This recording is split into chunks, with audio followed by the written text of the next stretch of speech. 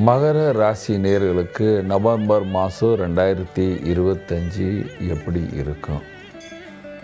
லாபம் 11வது பாவத்துக்கு அதிபதி 11வது பாவத்தில் இருக்கிறார். 7ஆம் பாவத்தில் குரு இருக்கிறார்.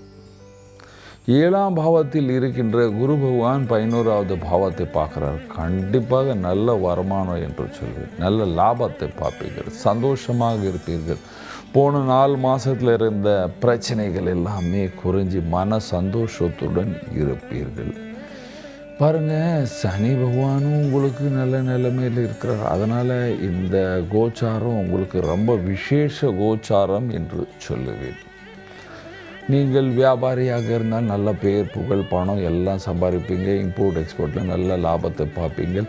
அரசியலில் இருந்தால் கண்டிப்பாக பெரிய பதவி உங்களுக்கு காத்து இருக்குது என்று சொல்வேன். கலைஞர்களுக்கு நல்ல லாபம், பேர், புகழ் இந்த மாதம் இருக்குது என்று சொல். வேலைக்கு செல்கிற ஆண் பெண்களுக்கு கண்டிப்பாக பெரிய பதவி, ப்ரமோஷன் இருக்கிறது. நல்ல பொசிஷன்.